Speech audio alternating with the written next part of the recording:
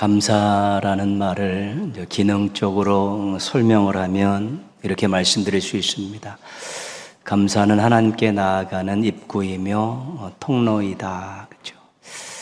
감사를 하게 된다는 것은 은혜를 안다는 것입니다. 내가 은혜를 이렇게 받았으니까 감사하게 되죠. 은혜를 알면 은혜를 베푸신 그 하나님을 기억하게 됩니다. 그 앞에 겸손하게 서게 되죠. 감사. 은혜를 알고 하나님 앞에 나아가게 되죠. 하나님께 나아가서 하나님께 집중하고 또 하나님을 의지하면 또 새로운 은혜들을 경험하게 되는 것입니다. 어떤 일을 시작할 때나 또 중간 점검을 할 때 또는 잃어버렸던 것들을 회복하고 싶을 때는 첫 단추가 감사입니다. 하나님 나에게 이런 은혜를 베푸셨구나, 이런 것들을 알게 되면서 하나님을 기억하고 의지하고 또 겸손히 그 앞에 서서 도우심을 구하게 되는 것이죠. 그 감사를 잘하면 늘 하나님 앞에 잘 나가게 되고, 감사를 잘하면 늘 하나님 앞에 겸손히 서일 수 있고, 감사를 잘하면 또 하나님 베푸시는 새로운 은혜들을 많이 경험할 수 있게 되는 것입니다.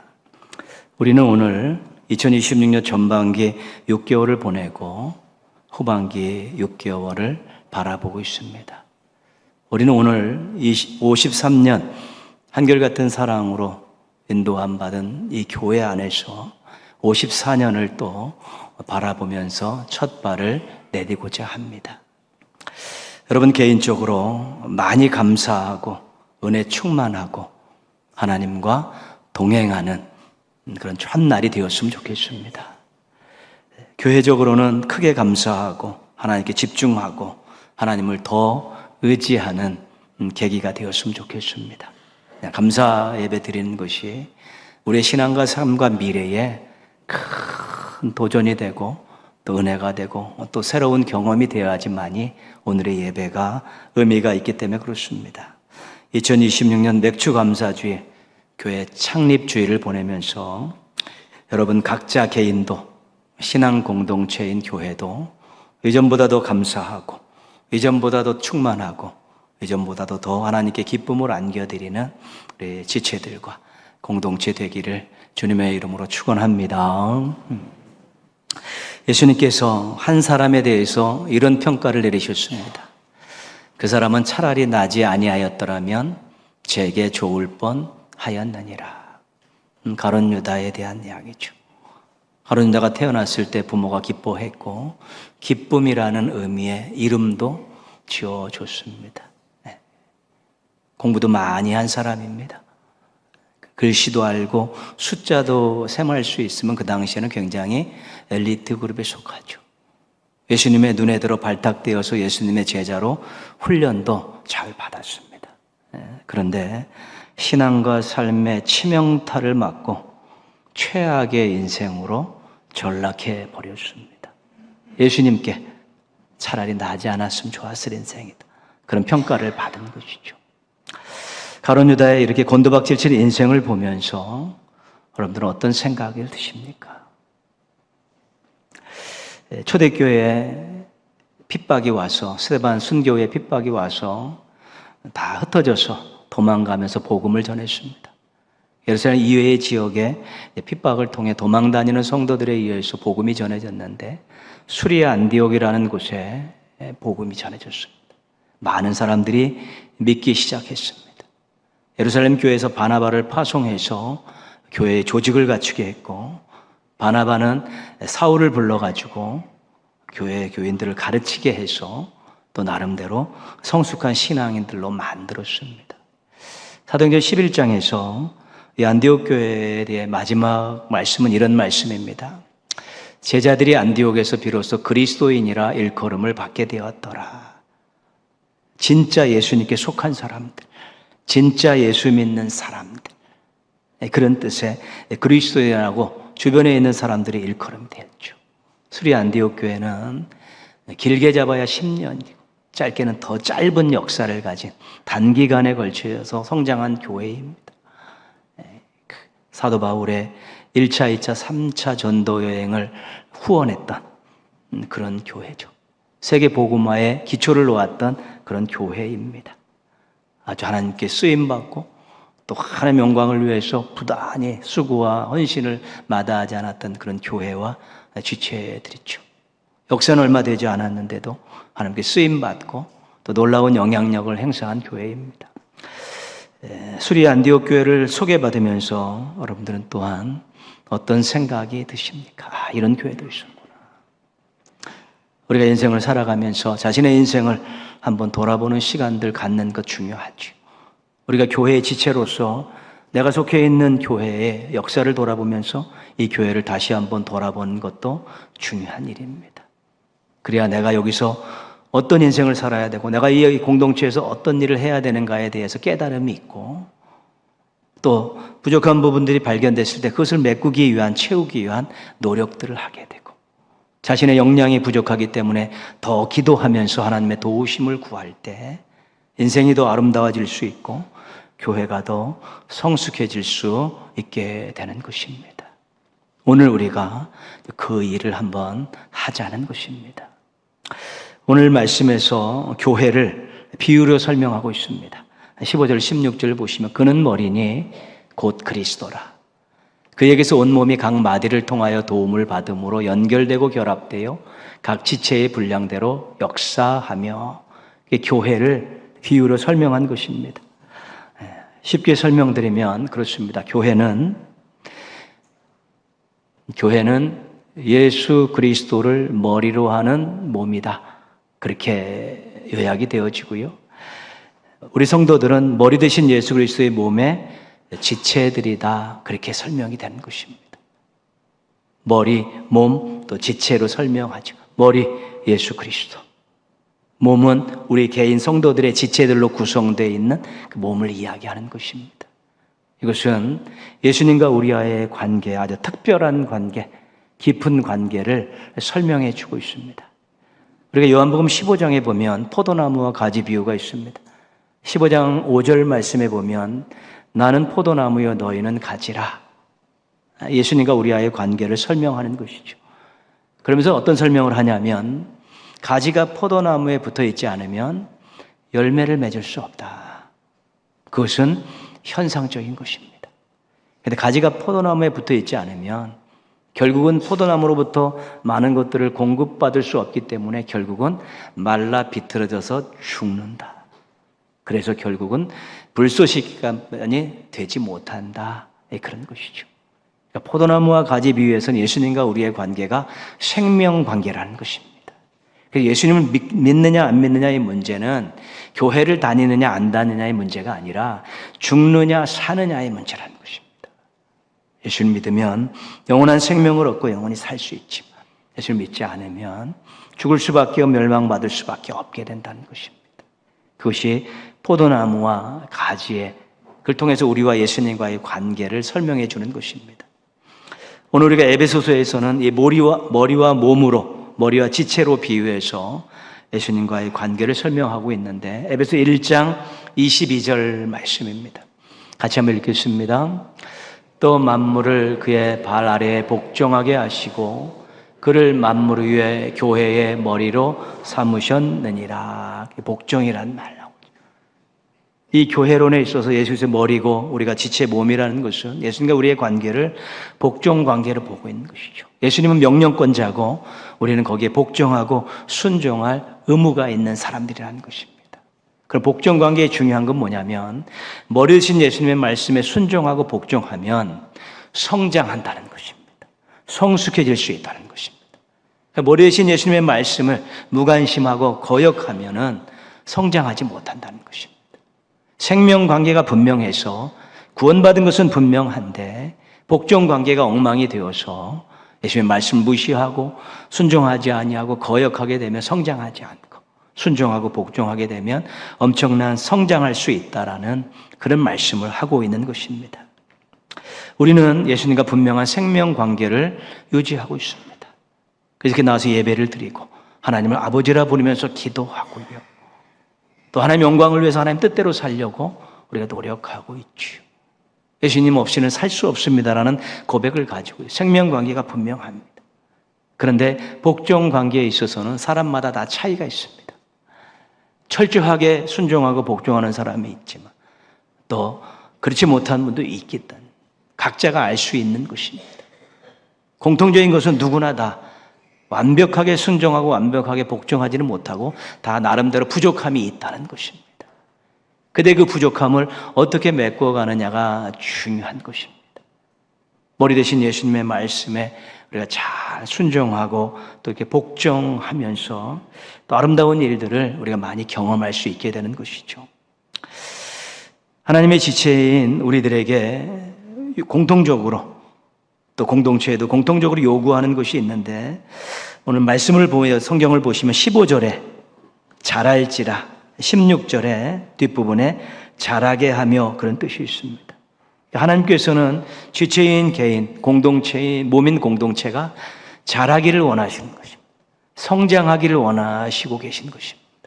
그냥 제자리에 머물다 아니면 뒤로 물러서 퇴보하는 것이 아니라 자라기를 원하신다는 것입니다. 그리스도를 머리로 하는 이 몸의 지체인 이 성도들이 자랐으면 좋겠다는, 성장했으면 좋겠고 긍정적인 변화들이 삶과 신앙에서 나타났으면 좋겠다는 것이 하나님의 바람이십니다. 오늘 13절, 14절에 보면 두 단어를 가지고 대조하고 있습니다. 어린 아이와 온전한 사람입니다. 생명관계가 분명해서 예수를 믿고 구원받았는데 성장하지 않는 사람은 어린 아이고 성장하는 사람은 온전한 사람인데 하나님께서 우리가 어린아이의 일을 버리고 성장하고 온전한 그런 신앙과 삶을 가지고 살기를 원하고 있다는 것입니다. 그래서 오늘 말씀에서는 개인이 성장하려면 어떻게 해야 되느냐, 공동체가 성장하려면 어떻게 해야 되느냐, 그 두 가지 힌트를 우리에게 하나님께 주고 계십니다. 먼저 개인에 대한 이야기를 말씀합니다. 13절 말씀 보시면요, 우리가 다 하나님의 아들을 믿는 것과 아는 일에 하나가 되어, 그렇죠. 개인적으로 성장하려면 아는 것과 믿는 것이 하나가 돼요. 조화를 이루어야 된다는 것입니다. 우리가 예수님을 믿고 예수님이 하나님의 아들이시고 십자가에서 우리를 위해서 죽으셨고 사흘 만에 부활하셨고 우리를 위해서 다시 오실 것을, 우리의 구주되심에 대한 분명한 믿음을 가지고 있습니다. 그 예수님 믿었기 때문에 구원을 받았습니다. 그런데 예수님의 마음, 예수님의 뜻, 예수님의 말씀, 예수님의 약속, 예수님의 능력, 이런 것들에 대해서 우리가 알지 못할 수 있는 것이, 알아도 그냥 피상적으로 알 수밖에 없는 것이죠. 그렇게 돼버리면 성장은 없는 것이죠.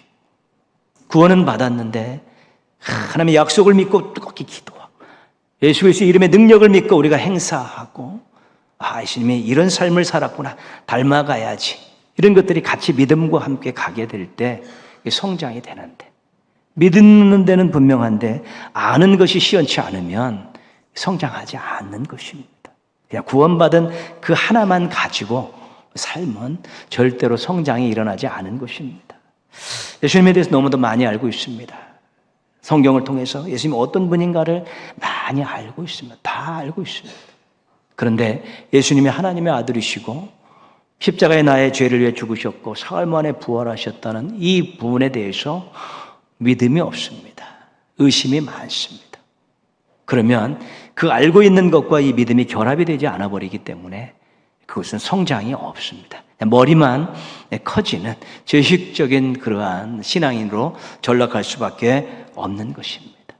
믿는 것과 아는 일이 조화를 이루고 하나가 되어질 때 성장이 있다는 것이죠. 그래서 우리가 우리의 믿음을 위해서 예수 그리스도가 어떤 분이고 어떤 생각을, 어떤 삶을 사셨고 어떤 능력을 갖고 계신가를 알고 그것을 믿음으로 하나로 묶어가면서 우리의 삶을 경영하고 우리의 신앙들을 이끌어가게 될 때 거기서 놀라운 열매들을 경험할 수 있게 된다는 것입니다. 14절 말씀에 이런 말씀이 있습니다. 사람의 속임수와 간사한 유혹에 빠져 온갖 교훈의 풍조에 밀려 빠지고 밀리고, 어린아이로 계속 유지되어지면 허덕이고 산다는 것입니다. 헤매이고 산다는 것입니다. 누가 속삭 거리면 거기 홀라당 빠져버리고 그냥 문화적인 그런 세상적인 그런 풍조들이 막 밀려 들어올 때 그것들을 막지 못하고 피하지 못하고 그냥 밀려서 뒤로 넘어진 그런 일들이 생겨난다는 것이죠. 그 어린아이들은 그런 것입니다. 성장하지 않으면 그럴 수밖에 없다는 것입니다. 요한복음에서 마귀는 거짓의 아비다 그렇게 말씀하고 있습니다. 마귀가 거짓을 통해 우리 성도들을, 우리들을 헷갈리게 하고 또 우리들을 진리에서 벗어나게 하는 그런 속이는 일들을 전문적으로 하고 있습니다.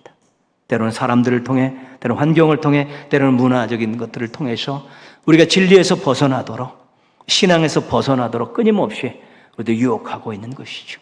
빠지도록, 밀려가도록 하는 것입니다.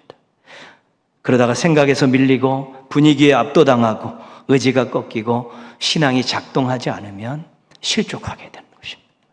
알면서도 당하는 것이죠. 거센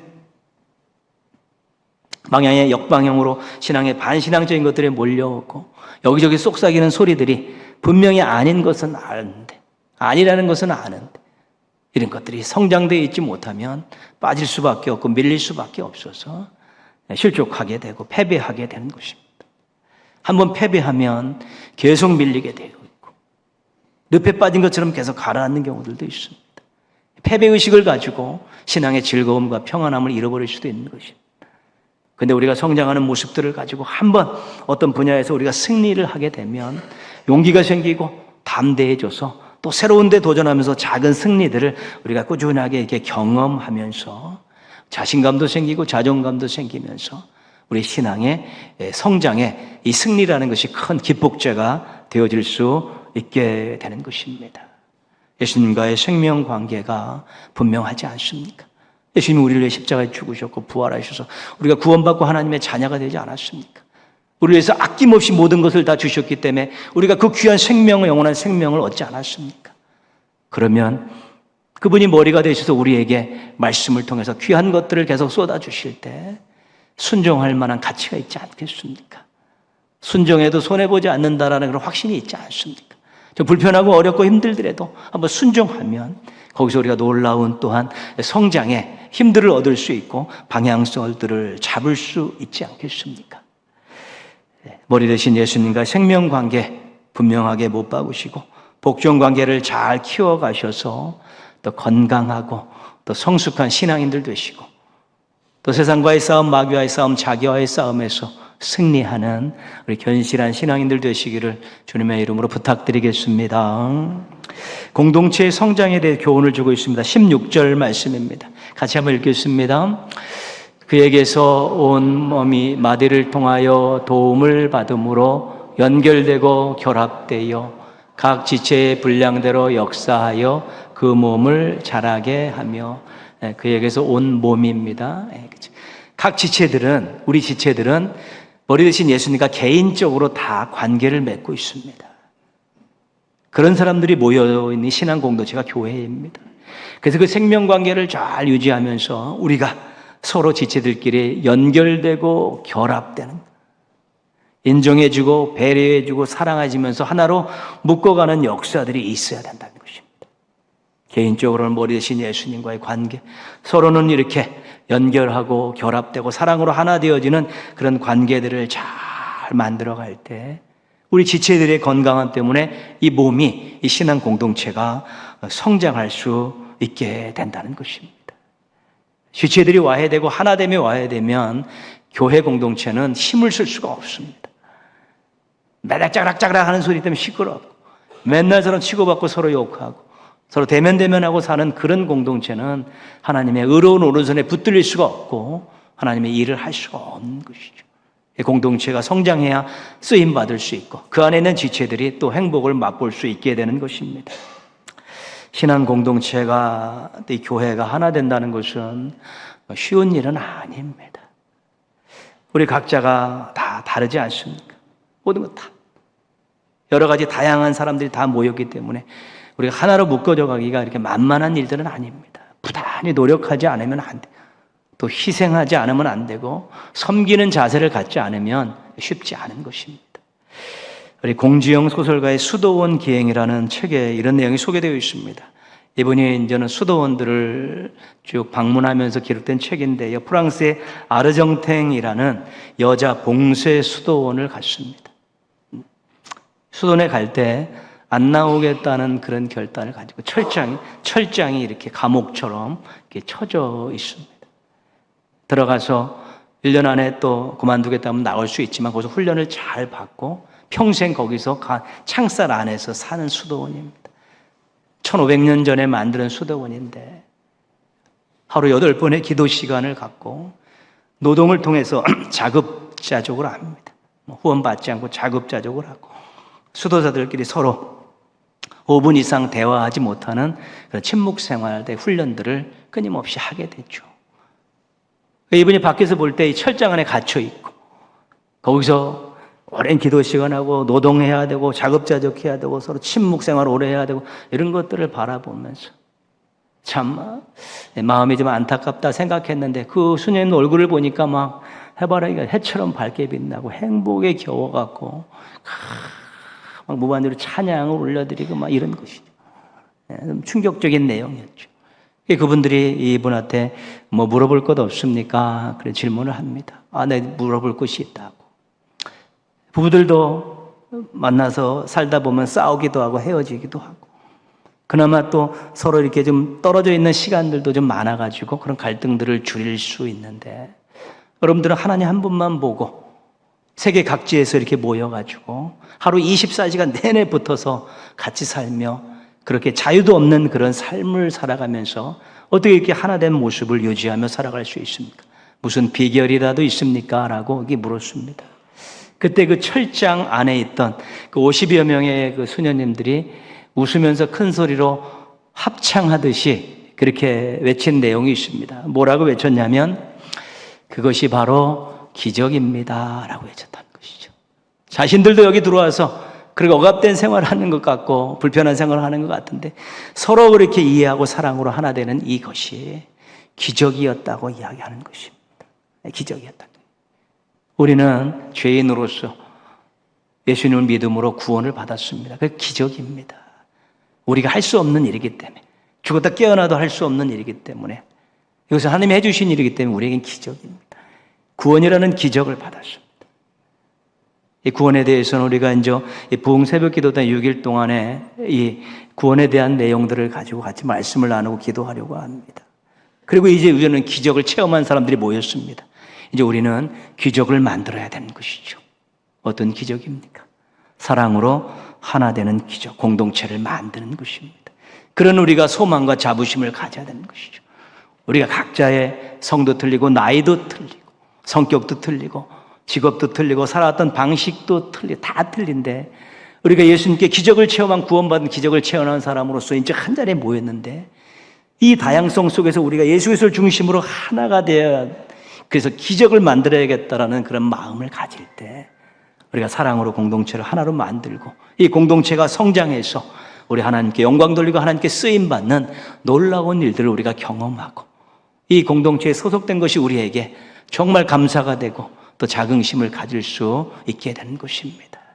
개인의 성장도 공동체의 성장도 정말로 하나님이 원하시는 것이고 개인적으로 믿는 것과 아는 일이 하나가 되게 하는 것들 기적을 만든다는 마음을 가지고 서로 사랑하고 배려하고 인정하고 존중해주는 그러한 부단한 섬김의 삶을 살아가요.